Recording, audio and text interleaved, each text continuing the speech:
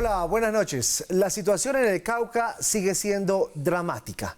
No solamente se está hablando de personas que están en condición de desplazamiento, sino de personas que están confinadas en algunos lugares. Las disputas entre los grupos armados ilegales son bastante fuertes. Hoy nos acompaña en Al Punto el señor defensor del pueblo, el doctor Carlos Negret. Bienvenido, defensor, a nuestro programa.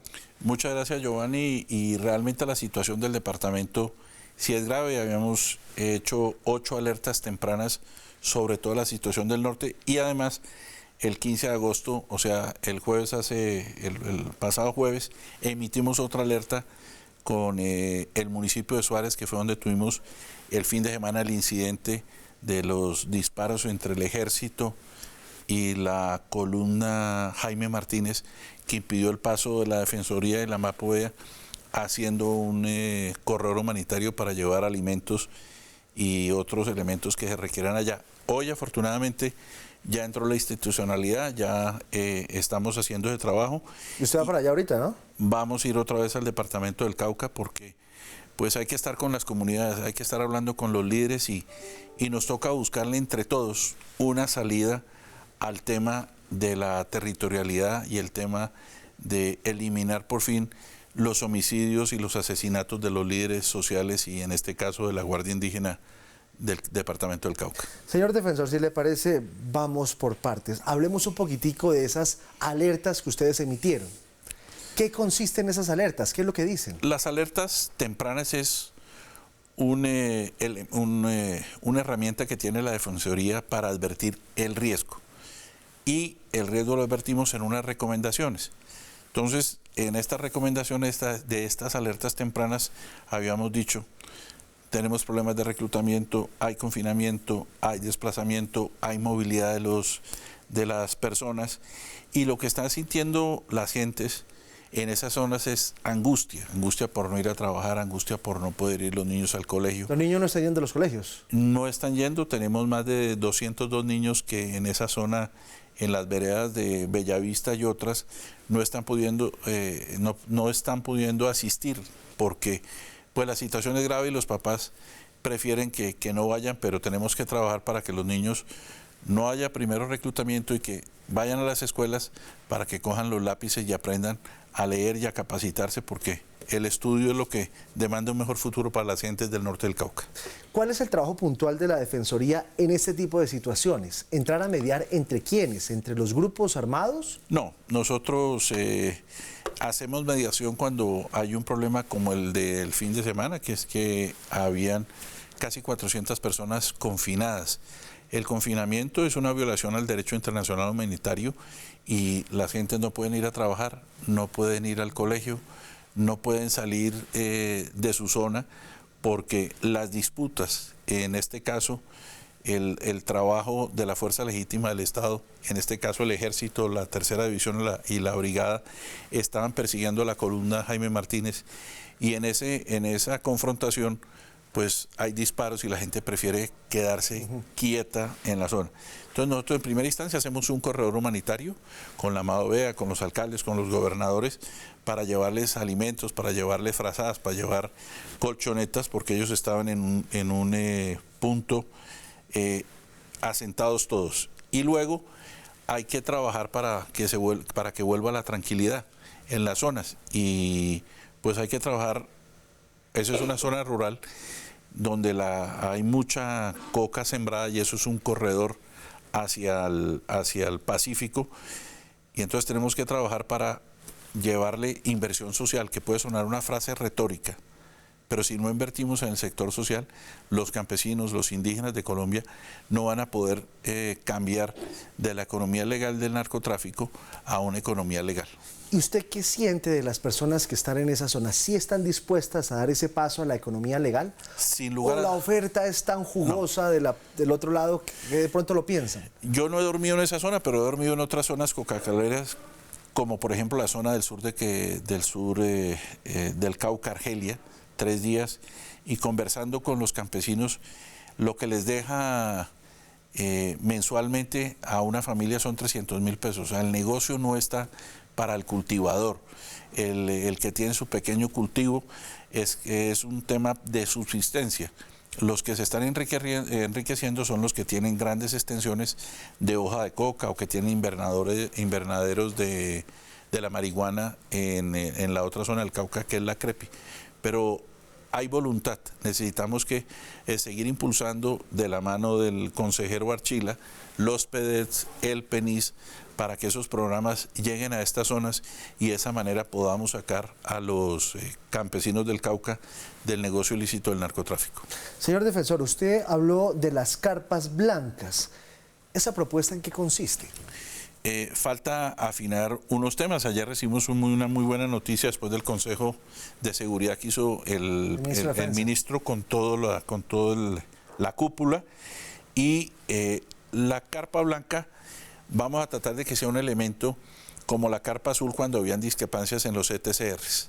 Ahí vamos a estar Procuraduría, Defensoría, comunidades indígenas, comunidades afro, la fuerza legítima del Estado, la fuerza de la seguridad indígena, de la Guardia Indígena, con sus bastones de mando erguidos, y las organizaciones muy fuertes que hay de comunidades campesinas afro en el norte del Cauca. ¿Para qué?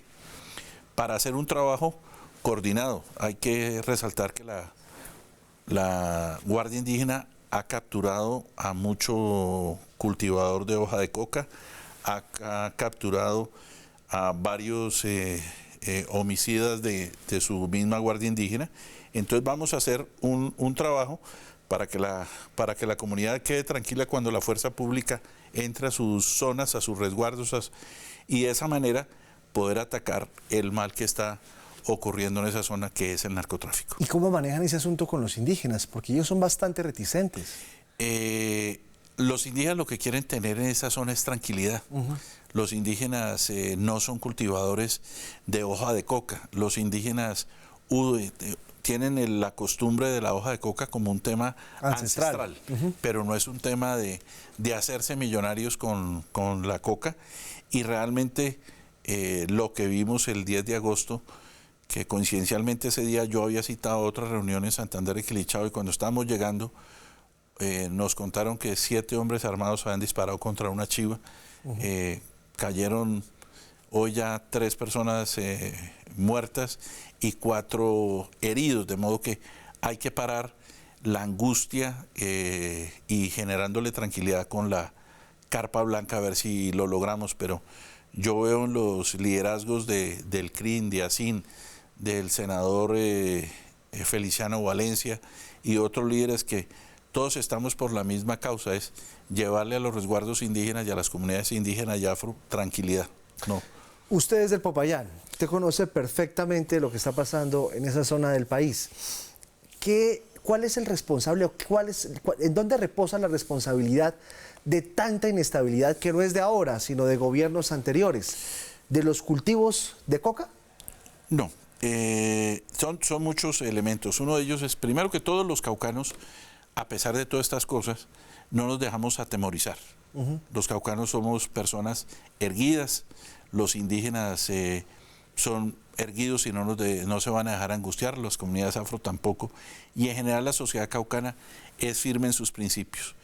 Esto ocurre porque ha habido en ciertas zonas una desatención total a algunos sectores, y cuando digo desatención total es que no hay buenas vías, no hay vías terciarias en buen estado, no hay debida educación y debida salud, y ha sido un tema estructural. Por eso desde la Defensoría hemos venido diciendo que aprovechando este proceso de paz, tiene que ser una paz estable y duradera, que al proceso de paz hay que tenerle paciencia, pero además si no invertimos, si no miramos el campo, va a ser imposible llegar la paz, porque será un cultivo para las personas, para, digamos, los industriales de los negocios ilícitos, como son la minería ilegal y como son el narcotráfico, pues ahí tienen unas zonas potenciales para poderlas desarrollar.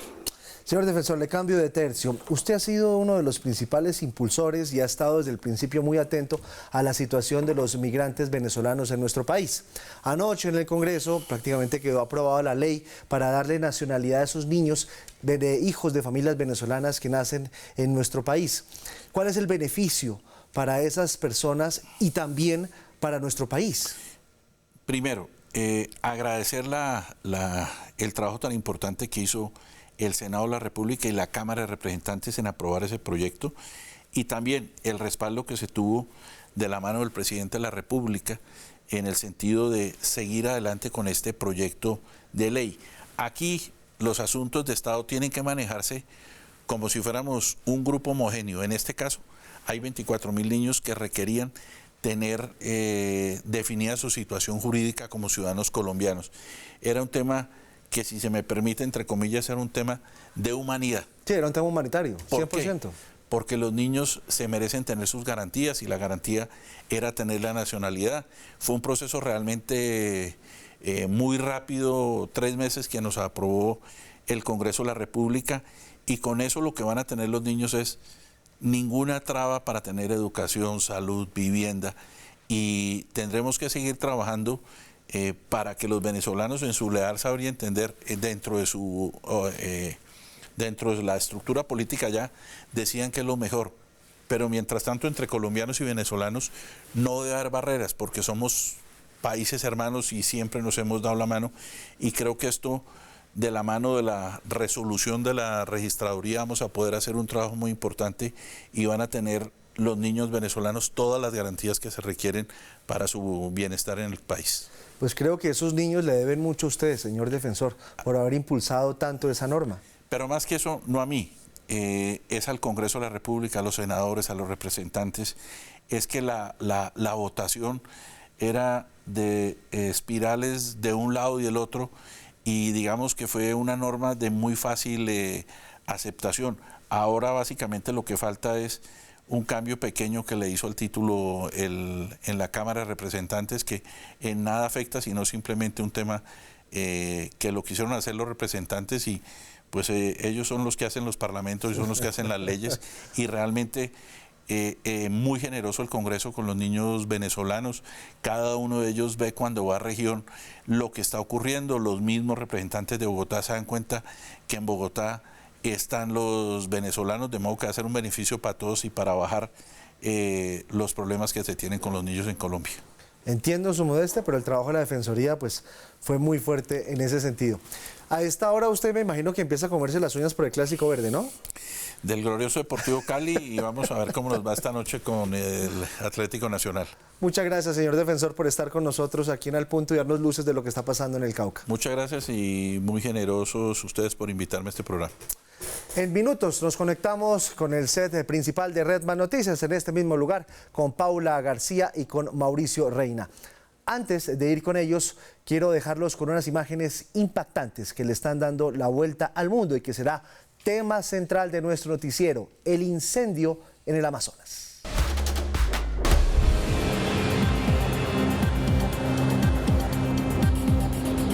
O problema é mais grave na Amazônia. As chamas se espalham e destroem a floresta. É uma atração turística e principal canal de navegação do estado.